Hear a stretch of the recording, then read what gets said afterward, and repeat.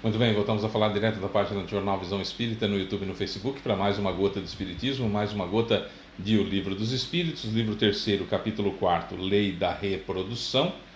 Vamos iniciar e finalizar o item Casamento e Celibato. Casamento e Celibato. Questões 695, 696, 697, 698 e 699. 695, 696, 697, 698 e 699. Vamos iniciar e encerrar o item, não esgotar o assunto, que não tem capacidade nem evolução para isso, como a gente sempre fala, né? Vamos lá então, se você puder compartilhar, curtir, comentar esse vídeo, você ajuda na divulgação da doutrina espírita. 695. O casamento, isso é, a união permanente de dois seres, é contrária à lei da natureza? Resposta: trata-se de um progresso na marcha da humanidade. Então, o casamento, a união entre duas pessoas que se amam, é o progresso na marcha da humanidade. Por que é que Kardec tomou o cuidado de colocar a união permanente de dois seres? Porque naquela época o casamento se pretendia apenas que fosse entre homem e mulher. Mas a união de dois seres, a união permanente de dois seres, duas pessoas que se amam, que se respeitam, independentemente do corpo físico que estejam usando, é contrária à lei da natureza? Trata-se de um progresso na marcha da humanidade. Ah, Fábio, o que você está dizendo? Que os espíritos apoiam a união homoafetiva? Apoiam a união de sentimentos, independentemente do que isso signifique. Né? Nós precisamos entender que as coisas são como são e que nós não somos fiscais da parte íntima das outras pessoas e nem do que elas fazem no espaço privativo de suas próprias vidas, e que a lei da natureza não fica verificando se aquele amor que está sendo gerado por aquela outra pessoa, se ele é um amor homoafetivo ou se ele é heteroafetivo, ou seja lá o que for. Até porque nos reinos da natureza, no reino animal, na natureza, há uma série de situações de animais que acasalam com o próprio sexo, tá? Então, aquilo que a gente dizia no estudo de domingo, no bate-papo sobre o Espiritismo, aquilo que eu não sei é apenas desconhecido, não é inexistente ou proibido por Deus, isso é muito importante a gente ter em mente. 696. Qual seria o efeito da abolição do casamento na sociedade humana?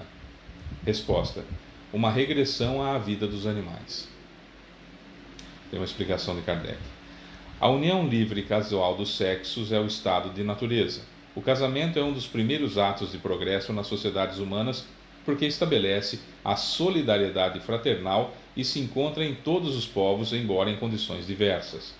A abolição do casamento seria, portanto, o retorno à infância da humanidade e colocaria o ser humano até mesmo abaixo de certos animais que lhe dão o exemplo de uniões constantes. Nós estamos trabalhando na seguinte questão: respeito e amor. Respeito e amor. Respeito para a condição do outro, seja ela qual for, e o amor que deve reger a nossa vida, que deve reger as nossas atitudes, que deve ser a linha mestre do nosso agir. E essa união com outra pessoa para crescimento mútuo, para fazer a felicidade do outro como um treino para a eternidade, é extraordinário. Quando eu tive a honra de fazer algumas palestras em uniões de pessoas, que o Espiritismo não tem casamento, né? Não tem ritual de casamento, porque diz respeito à maturidade de entendimento do respeito àquela situação. Não precisa de uma cerimônia para que as pessoas saibam que eu tenho um compromisso com aquela outra pessoa, porque o amor é o compromisso principal. Mas o fato é que quando eu tive a honra de poder fazer essa palestra, né, essa mini palestra para os noivos e seus convidados, eu sempre dizia, que é uma frase que eu aprendi com o diácono saudoso Luiz Fontana, quando eu filmei casamentos. Filmei muitos casamentos, mais de 1000 casamentos, e o Luiz Fontana, ele sempre falava isso, e conversando com ele, assumi essa, nas minhas palestras eu sempre falo isso também, nas palestras em casamentos. Se você, noivo, veio se casar com o seu parceiro, sua parceira, para ser feliz, vai embora, você está fazendo errado, e vice-versa. Agora, se você está se casando para fazer o outro feliz, então bem-vindo à maturidade, bem-vindo à ideia de não egoísmo, à ideia de realmente o amor em ação. Porque é realmente assim, a gente só vai ser feliz quando fizer o outro feliz. É uma regra que foi criada por Deus, e quem não estiver contente com isso tem que falar direto com ele, né? E no caso do casamento é quando a gente exercita isso, a gente treina isso para fazer com toda a humanidade, né? Com todas as pessoas nós temos que amá-las, fazendo-as felizes, de modo que a felicidade então habite em mim, né? No casamento eu vou fazer isso com a minha esposa, com meu marido, eu vou fazer isso com os meus filhos. Então é um treino intensivo, né, e gratificante, para que eu consiga fazer isso com toda a humanidade. Então é muito importante. 697. A indissolubilidade absoluta do casamento faz parte da lei da natureza ou somente da lei humana? O casamento até que a morte os separe, ou pode haver separação? Resposta: é uma lei humana muito contrária à lei da natureza, mas os homens podem modificar suas leis. Somente as da natureza são imutáveis. Então, a indissolubilidade absoluta do casamento, essa época aqui, não podia nem dar divórcio, nem dar carta de divórcio, nem desquite, não tinha nada. Isso aqui é em 1857 que foi publicado o Livro dos Espíritos. Nós estamos gravando esse vídeo em 2023, portanto, há 160 anos, 166 anos. Então, nessa época aqui, não podia haver separação. Então, como não tinha lei para isso, é contrária à lei da natureza, a indissolubilidade do casamento? Olha, é uma lei humana muito contrária à lei da natureza, porque dois seres não podem ser obrigados a conviver se não se gostam. Ou se acabou aquele período chamado, que a gente chama erroneamente de amor, mas na realidade é paixão, que é um amor doente, né? Paixão é um sofrimento, uma inflamação do amor, vamos dizer assim. Então a pessoa acha que ama, vai passando o tempo, vê que não, aquilo só vai piorando, vai criar uma inimizade horrorosa, débitos e mais débitos, separa. É preferível. A frase de Jesus é que o homem não deve se separar, a não ser em caso de adulteração. Adulteração não é só adultério, só traição. É quando há adulteração do respeito, quando há adulteração, gasolina adulterada, ela está modificada, ela está contaminada. Se a relação, se o casamento está adulterado, se houve uma adulteração do estado do casamento, é preferível que ele se encerre a ficarem duas pessoas endividadas e tóxicas umas às outras, de modo a criar problemas sérios na criação dos filhos, problema sério na evolução de cada um, estacionando-os e criando débitos muito difíceis para serem reparados depois. Então, em caso de adulteração da relação, é preferível que ela se encerre, por exemplo, né?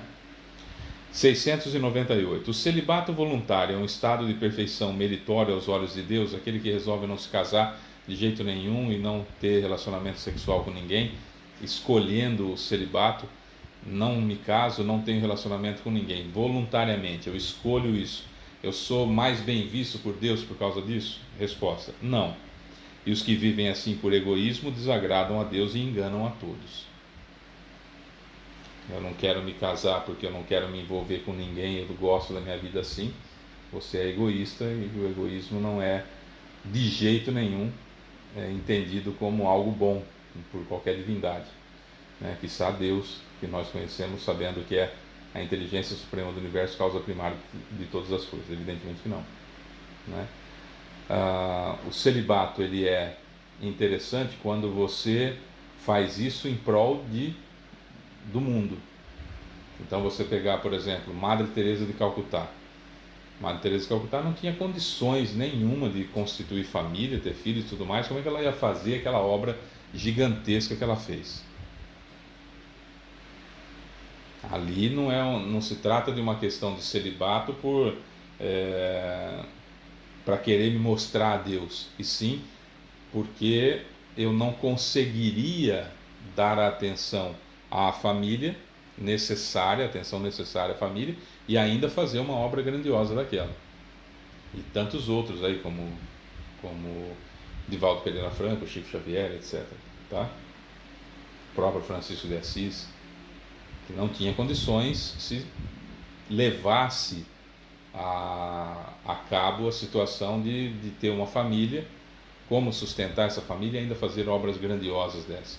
Aí estamos falando de um celibato por uma questão que, olha, eu escolhi servir a Deus nesse sentido, e não porque eu vesti uma batina, vesti um manto, vesti um hábito qualquer só para ficar bonitinho e por baixo dos panos faço aquelas barbaridades que a gente vê por aí, com pedofilia, etc, etc.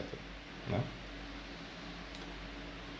O celibato por parte de algumas pessoas não é um sacrifício com o objetivo de devotar-se mais inteiramente ao serviço da humanidade? Foi aquilo que a gente acabou de falar, né? Isso é bem diferente, eu disse por egoísmo. Todo sacrifício pessoal é meritório quando feito para o bem. Quanto maior o sacrifício, maior o mérito. É aquilo que eu acabei de falar, né? Deus não pode contradizer-se nem achar ruim o que fez. Portanto, não pode ver mérito algum na violação da lei.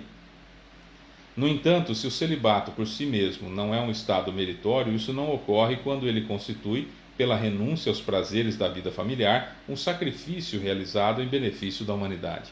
Todo sacrifício pessoal que visa o bem e é livre de segundas intenções egoístas eleva o homem acima da condição material. Aquilo que a gente acabou de falar, eu apenas adiantei ao ler a questão 698, mas o fato é que se você, eu ou qualquer um de nós somos celibatários única e exclusivamente para mostrar que, nossa, eu devoto a minha vida a Deus, mas eu sou egoísta, eu sou chato, eu sou desagradável, eu tenho folgas regulares, eu tenho horário de trabalho para a comunidade e tenho que ter o meu descanso, etc, etc, não é uma vida dedicada a outras pessoas. Então o celibato ele é egoístico, não faz diferença. Ah, Fábio, mas o celibato na Igreja Católica é diferente da Igreja Evangélica, e no Espiritismo também é difícil ver o celibato, as pessoas se casam. Então vamos lá. Na época, olha só que coisa interessante, é por isso que nós não criticamos outras religiões. O fato de o padre, por exemplo, não constituir família, na ideia constituída pela igreja, é de dedicação total à comunidade, que ele não vai ter uma família para ser peso para aquela comunidade ter que sustentar, vamos dizer assim, e ele vive para aquela comunidade de dia, de noite, de madrugada. Alguém precisa, é alguém que foi treinado para servir. Então a ideia do sacerdócio é essa: a pessoa ela é treinada para servir, por isso que ela não tem família, porque ela está a serviço do Cristo onde, quando e em qualquer momento que for necessário. Então essa é uma ideia. Quando essa ideia se concretiza, perfeito. Agora, quando a ideia do celibato é apenas por uma convenção, eu tenho o sacerdócio como um emprego com um horário marcado, então aí já não faz muito sentido, né? Os pastores evangélicos eles se casam, mas eles têm a dedicação total à comunidade e vivem dos próprios proventos, ou vivem da igreja? Se vivem da igreja e são sustentados pela comunidade, aí quanto mais culpável é que não só ele é um peso para a comunidade, como também a família que ele organizou, certo? E o tempo que ele se dedica a essas pessoas, às outras pessoas, pode ser gigantesco, que a família entende, meritório, ótimo, mas pode ser também que tenha meio que um horário comercial, e aí não haveria realmente necessidade de celibato. Como no Espiritismo não haveria necessidade de celibato. Agora, alguém com a missão, como um Chico Xavier, como um Divaldo Pereira Franco, não dá para ter família definitivamente. Não só por ser um peso para as pessoas, mas principalmente pela questão de como se dá atenção. Chico Xavier, tanto que ele trabalhava para escrever tudo que ele escreveu. Divaldo Pereira Franco, tanto que faz, viaja para tudo quanto é lado, levando a palavra e tudo mais. Como que faz se tivesse uma família com filhos esperando, cobrança e tudo mais, relacionamento difícil? Então é necessário entender os prós e os contras de cada uma das situações, né? Agora, quando ele é por egoísmo, que eu não quero, porque eu não quero constituir família, que eu não quero responsabilidade, eu gosto da minha liberdade, eu não me caso, mas eu saio com essa, com aquela outra, ou com aquele outro e tudo mais, não criando uma raiz, não criando o celibatário egoístico é repreensível ao extremo, porque nós fomos feitos para nos relacionarmos com outras pessoas. E o casamento, seja ele de qual sexo for, qual gênero for, que estejam os seus participantes, né, que sejam as figuras envolvidas naquele matrimônio, ele é feito para nós treinarmos a nossa evolução, né, em fazendo o outro feliz, para que esse ato de fazer o outro feliz seja eu também feliz, por conseguinte ou por consequência, né, e não como ato primário. Seria mais ou menos isso. Amanhã nós vamos falar sobre poligamia, que meio que está na moda, né? Enfim, aí nos idos de 2023, meio que está na moda, a gente vai falar sobre isso, mas isso só no vídeo de amanhã. Eu sou Fábio Pereira, essa é mais uma gota de Espiritismo. Beijo para você que fica, tchau.